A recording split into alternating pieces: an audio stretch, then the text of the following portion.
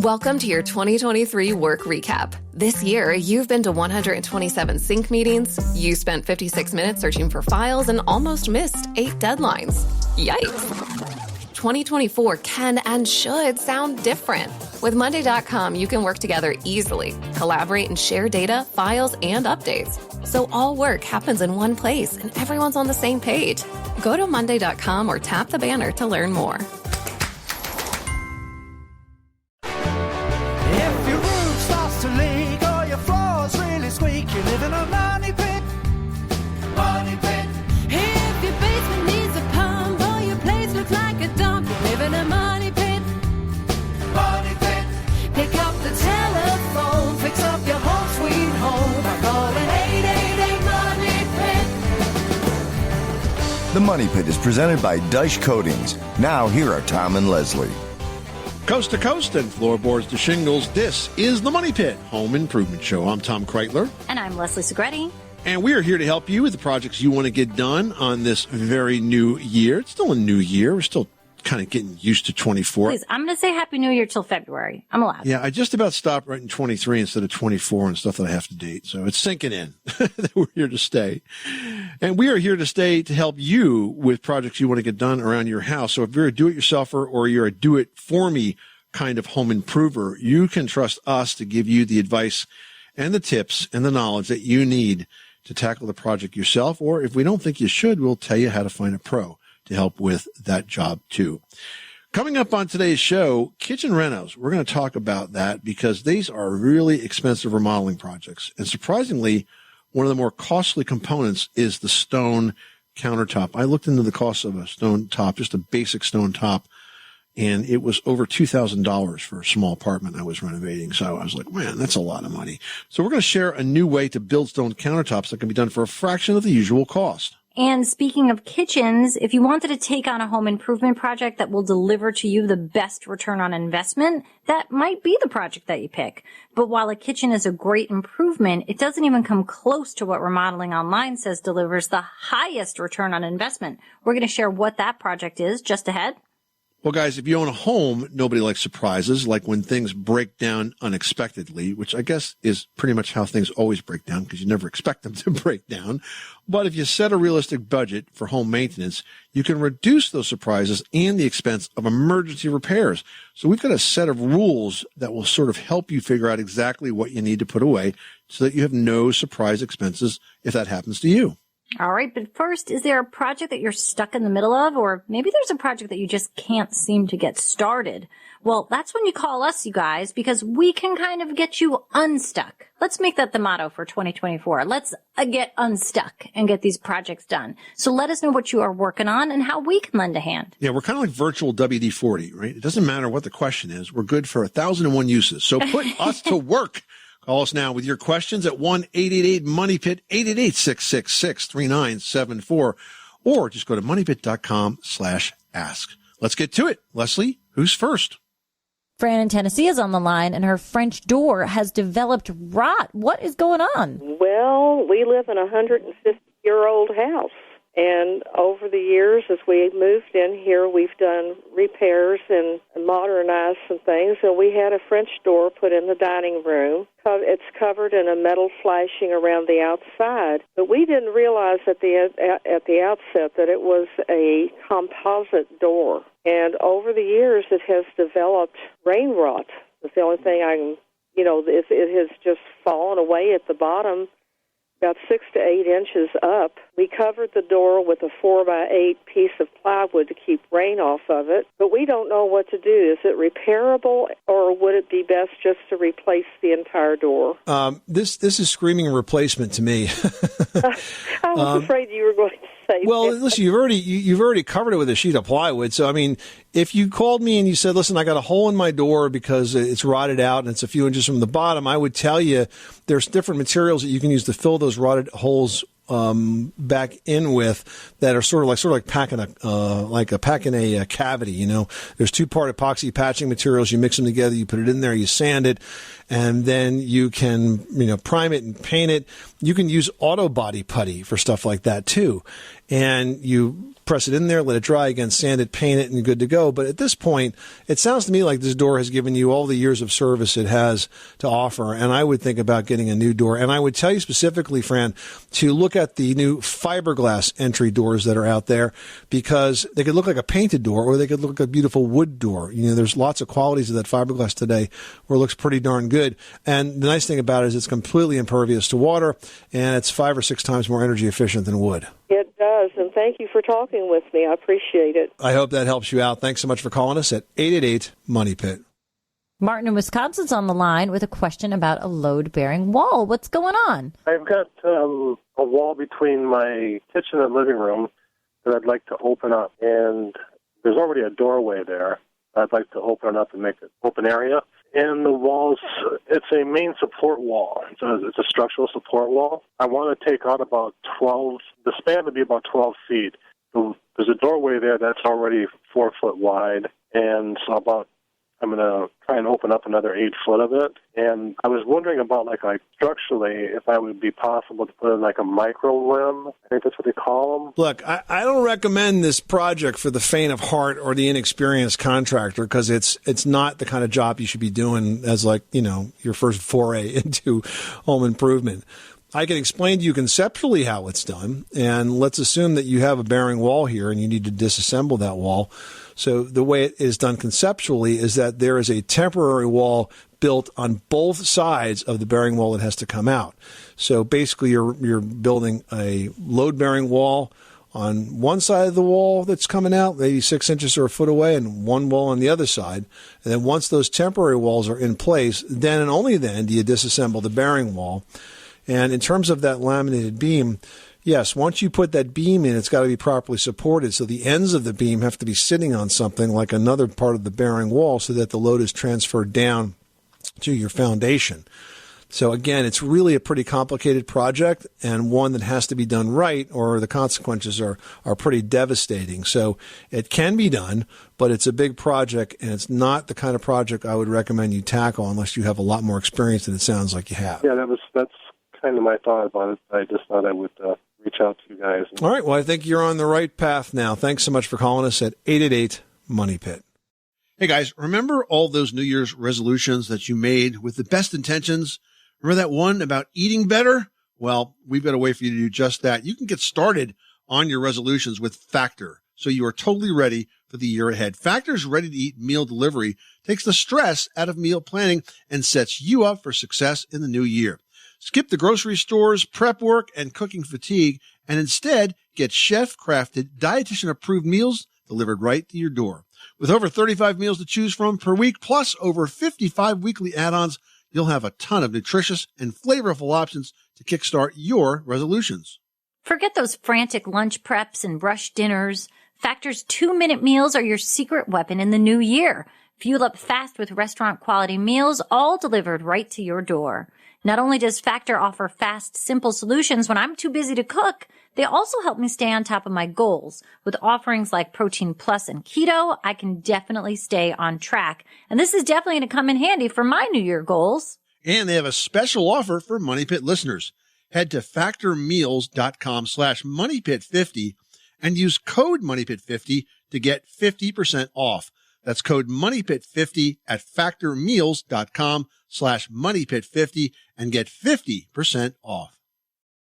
You know, we love hearing from our listeners. And if you want to make our day, leave us a 5-star review on Apple Podcasts. You know, it really helps us know what we're doing right and how we can improve our show for you. So just go to moneypit.com/review, moneypit.com/review, and you might even win a copy of our book. Kathleen in Texas is on the line and has some questions about a garage floor. What can we do for you? I've been considering doing an epoxy covering on my floor with the painted flex for quite some time. And I was told by someone who does flooring that he would not recommend that because he said when your hot tires pull into the garage and sit on that flooring that it breaks the seal. And then where those tires go, that is a constant wear factor.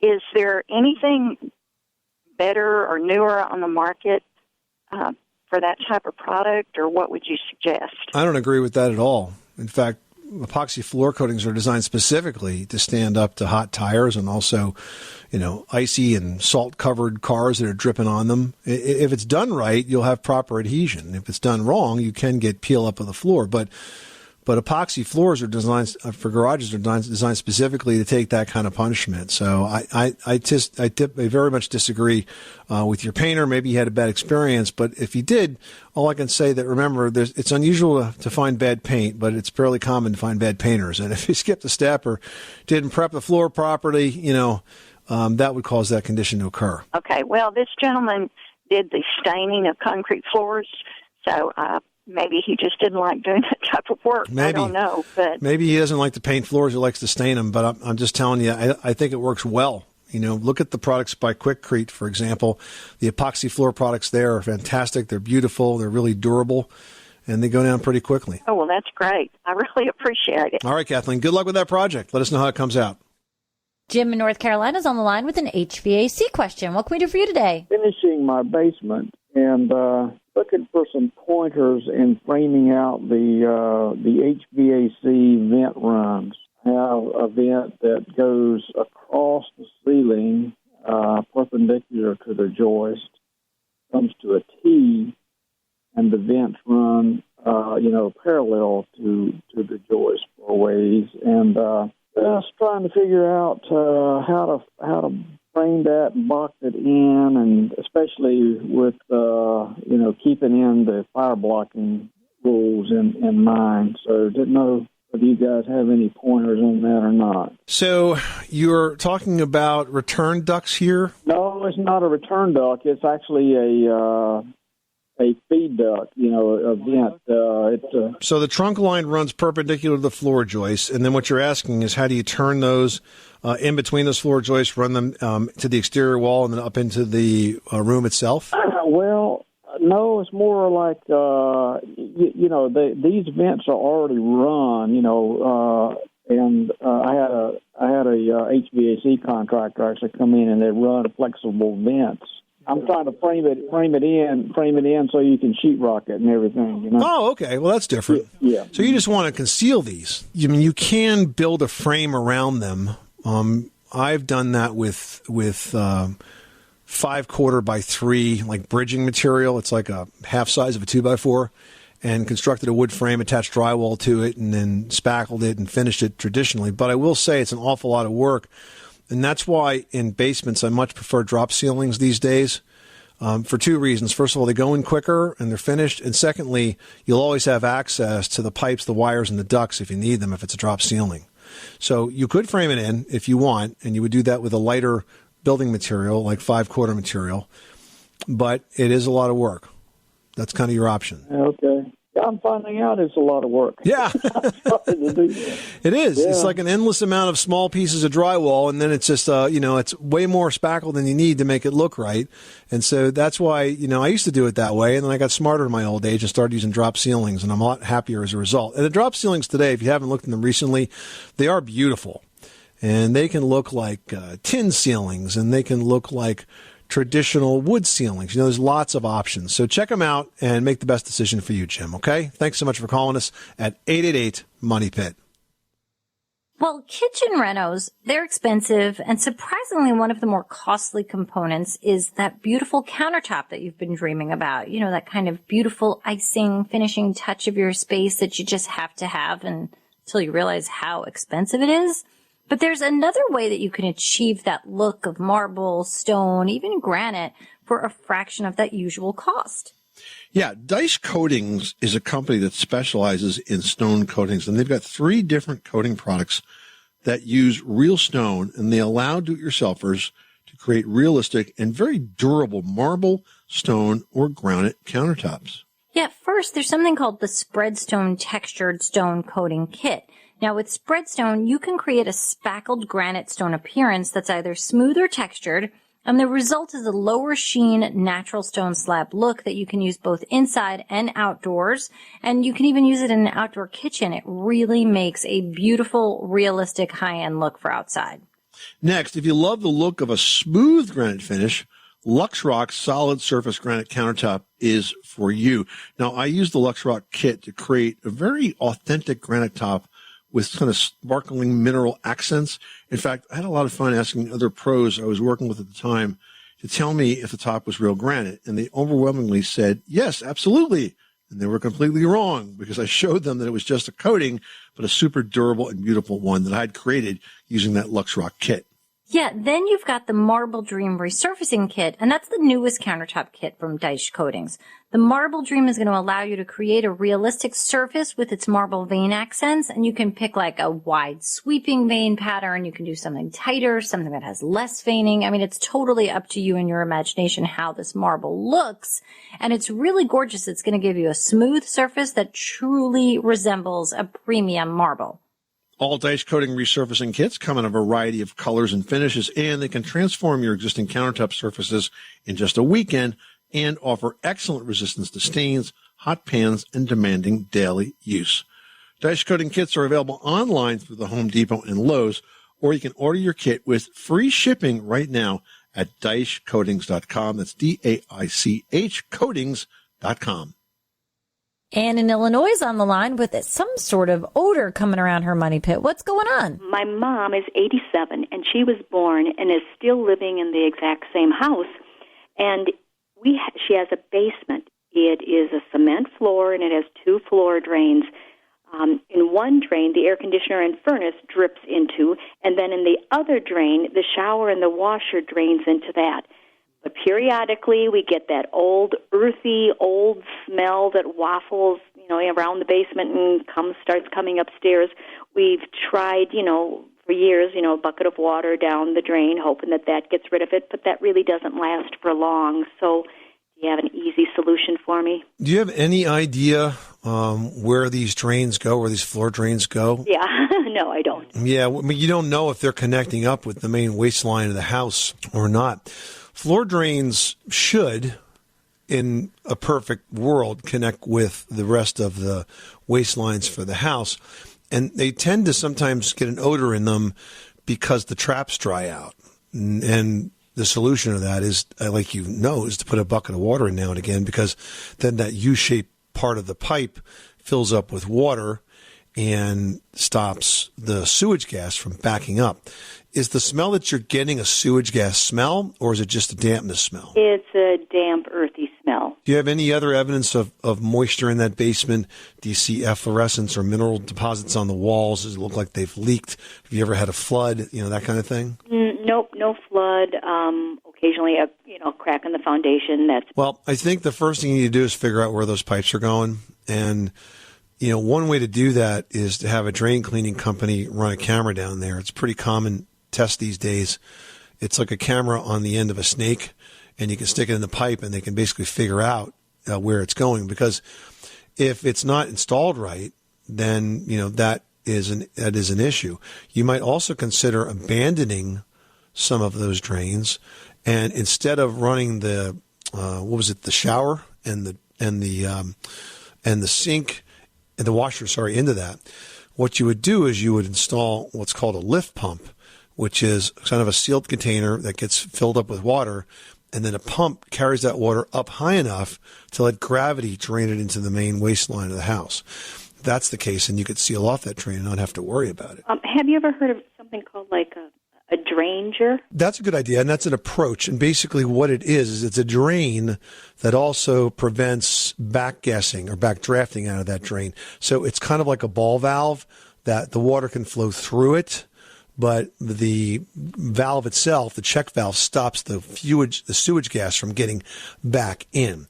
If you want to keep running that washer and that shower into the drain, then that's probably a good option. But I really don't like the idea of the washer and the shower running into that drain. I think it should be properly plumbed through a lift pump so it lifts it up and out and directly into the waistline going out of the house. Thank you so much. You're welcome. Good luck with that project.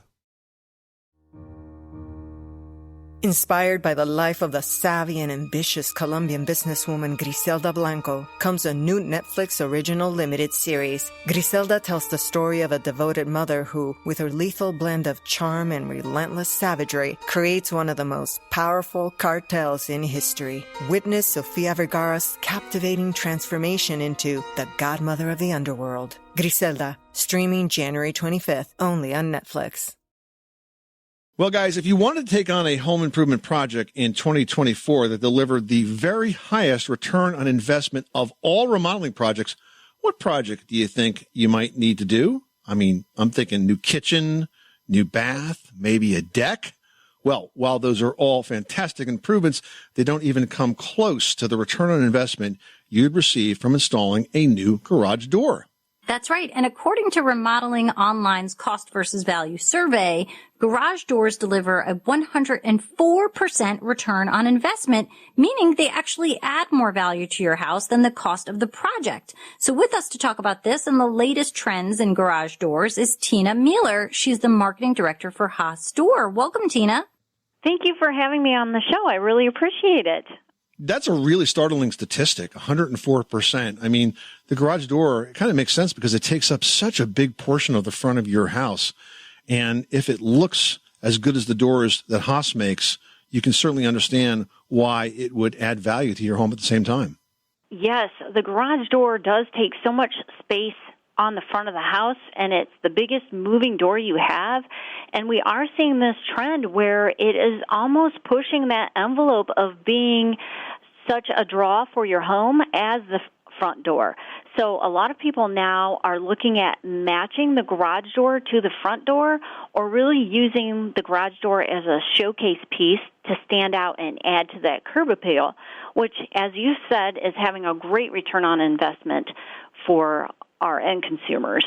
I mean, and you certainly make it easy. You have so many beautiful styles and design options. And to boot, you have a design program on the website so that you can really see what everything would look like. That has to be hugely helpful. Yes, it's such a unique tool for the consumers and also for our dealers, because you can go on and put the photo of your house. So you can take whatever angle you need. Like my garage doors are on the side of my home, so I kind of took an angular shot and put it on the tool, and then you can essentially try on different garage doors.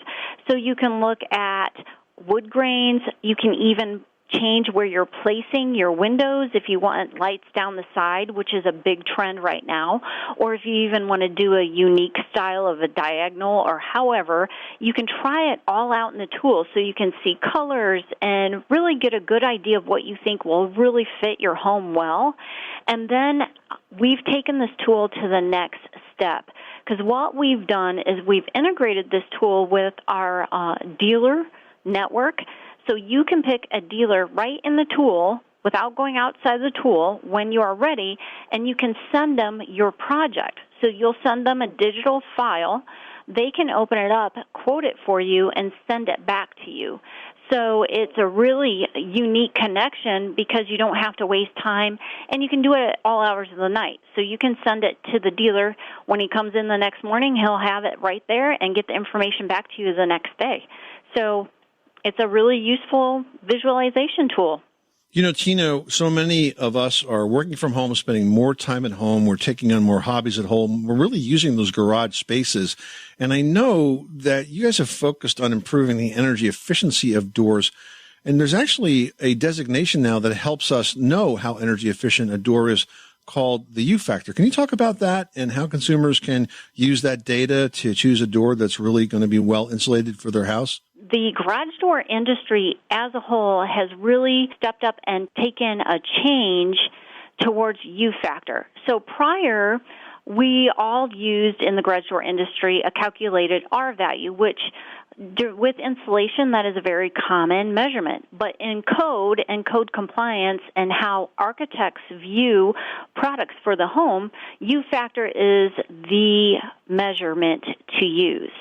So the industry, led by our DASMA, which is our garage door industry, DASMA has put a program together that was a voluntary program for all of manufacturers where we move to U factor as our standard of measurement for thermal performance. And what that measures is the energy transfer from the hot side of the garage door to the cold.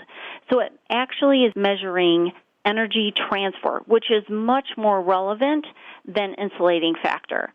Now, Tina, given that you can customize so much and people truly love having these windows in the garage doors, does adding the glass affect that insulative factor to the garage door? Yes, it is a huge impact on the garage door. So the first thing the end consumer will want to do is look at where do they live. Do they have an area where they really need that thermal performance? And like in Ohio, where I live, you definitely do. But where consumers can go wrong is they try to save some money and put 1/8-inch glass in there. And that is such a energy hole in the garage door is using 1/8-inch glass because there's no insulation value there. So you would want to go with a 1/2-inch insulated glass, which is worth the value because it really brings that performance of your U factor very low, which means there's not a lot of energy transfer going through that. So when you're looking at manufacturers and garage doors, you want to look for that U factor and then make sure you're asking them what glasses they've quoted for you. And if they've quoted 1/8-inch glass, you'll want to ask for a 1/2-inch if you really need that performance because that 1/2-inch glass will give it to you. Good advice. We're talking to Tina Mueller. She is the Director of Marketing for Haas Garage Doors. Tina, before we let you go, I want to talk about the installation. I am an advocate of having pros install garage doors because, first of all, if you've ever seen it done, it's like, when we were little, we had the erector sets and all the parts were laid out all over the floor. It's kind of like that. I mean, there's so many screws and bolts and adjustments and cuts that have to be made. It really makes sense to have somebody that does it every day installed. It's really not a DIY project. But as you mentioned earlier, you actually have a group of dealers across the country that are very familiar with your products, correct? Yes, and we really rely on them. The Haas store really prides ourselves to give a high-quality product to consumers, and we feel like that U factor represents that. But to really take that quality to the next step is you have to rely on the installer, and a professional garage door installer has years of experience. He can come and check out your entrance for your garage, and that's what they will do every time and make sure it's measured correctly, and then they'll give you hints on how to improve your experience. They may change the track to take it higher up so you have more perceived room in your garage. They may offer up, hey, if you're going to go lights down the side and you can see in the garage, you might want to use a frosted glass in there. But they also have very technical information. They know what the surround should be built like, so it's secure when they're putting up the springing system for the garage door. So it's not only that they have years of experience, but they're going to add quality to the installation process versus getting the garage door somewhere else. There you have it. Tina Mueller, the marketing director from Haas Store. Thank you so much for stopping by the Money Pit. And as we said, if you're looking for a project that gives you a great return on investment, you really need to consider a brand new garage door from Haas. Tina, thanks again for stopping by. Thank you for having me. I appreciate it. And if you'd like to learn more about Haas Door, go to their website. It's haasdoor.com. That's spelled HAASDOOR.com. Now we're heading over to North Carolina where Chris has a question on flooring. What can we help you with today? I had a leaking toilet that rotted my wood subfloor. I ripped it all up, and I put the new pieces of wood back down. But my cuts weren't exactly perfect, and there's some spacing in between, maybe 3/16. Yeah, that's pretty good. Okay. It's just in some sections. And I'm going to put down the 1/4-inch cement board to put tile down here. And I just wanted to know what type of mortar do I use to put the cement board down onto this wood subfloor. And then once the cement board is down and it's screwed in, do I have to put some type of mesh tape to put the boards together and then mortar the tape? No. So first of all, if you're going to put down Durock, which is sort of that cement board that you're describing it, generally that's screwed down. So you would screw that down to the floor. And then on top of that, you would apply the adhesive for the tile, and you would glue the tile right to the board. Okay. Having those gaps in the plywood repair is no big deal because that's all going to be covered over. Just make sure that when you put the cement board down that you don't align the seams of the board with any of the old seams of the plywood below it. Right. Everything should overlap. Do Do I still have to put the mesh tape though for the boards? The cement boards or no? Yeah, I don't think so. Okay. I think you can go right on top of that. As long as you have good adhesion of those boards down, they're secured well in place, they shouldn't move. Okay, great. Chris, good luck with that project. Thanks so much for calling us at 888-MONEY-PIT. You know, it's always a good idea to start a rainy day fund for your house. So if it rains and the roof leaks, you're going to have some money set aside for those repairs. Yeah, when we say rainy day fund, we really mean a rainy day fund. But here's the question. How much do you need to set aside? Well, here's a rule of thumb that will help. You want to set aside about 1% of the home's value to cover a year's worth of repairs and maintenance. So if your home is worth $300,000, you should plan on spending about $3,000 on the maintenance over the course of a year.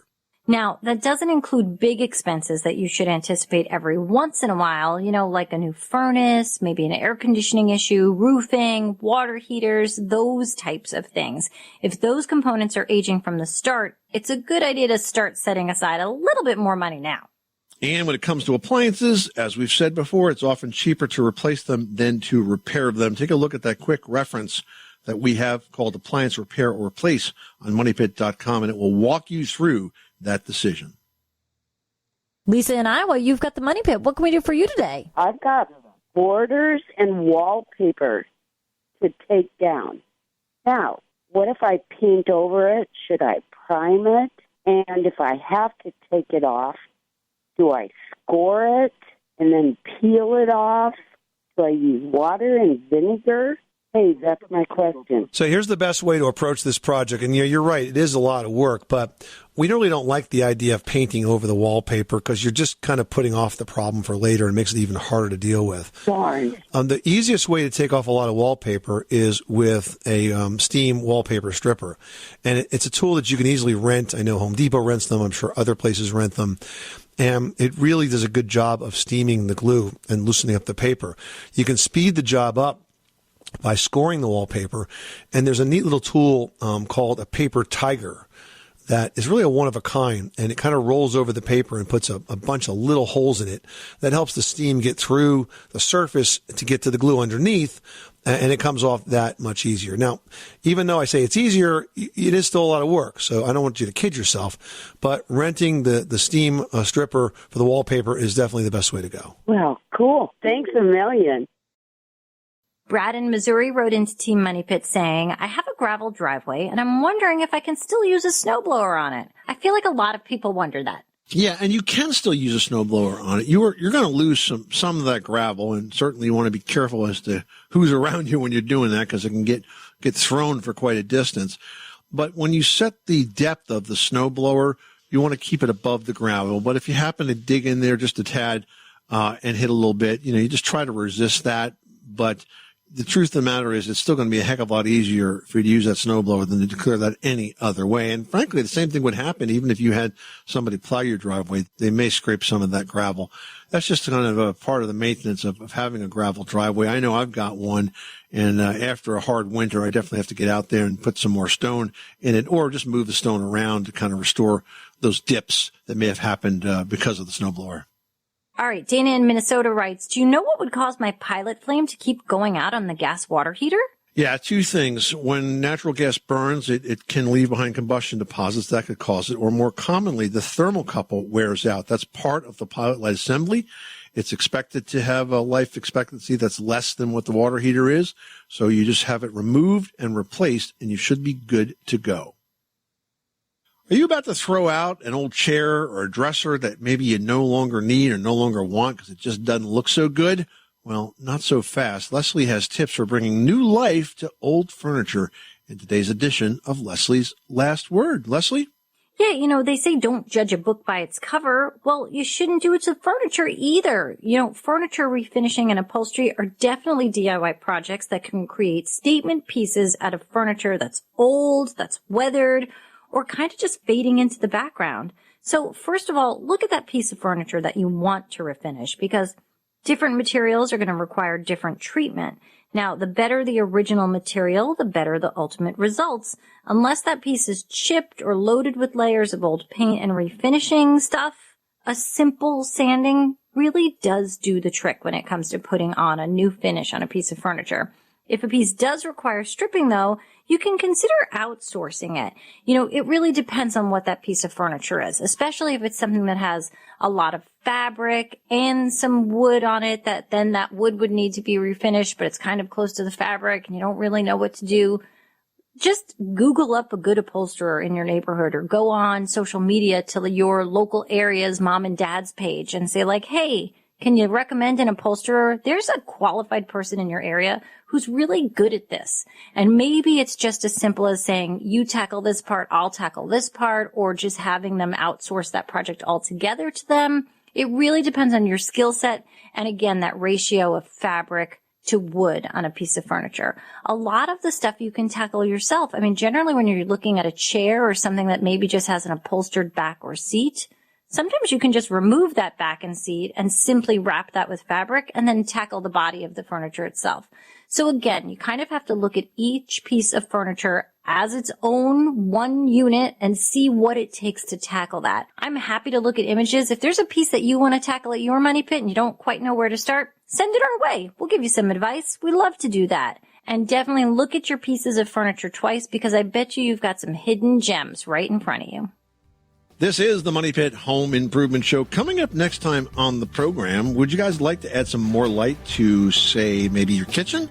Well, a popular window trend is doing just that in a very unusual way. We'll share how transom windows are being used to bring light to those spaces on the next edition of the Money Pit. I'm Tom Kreitler. And I'm Leslie Segretti. Remember, you can do it yourself, but you don't have to do it alone.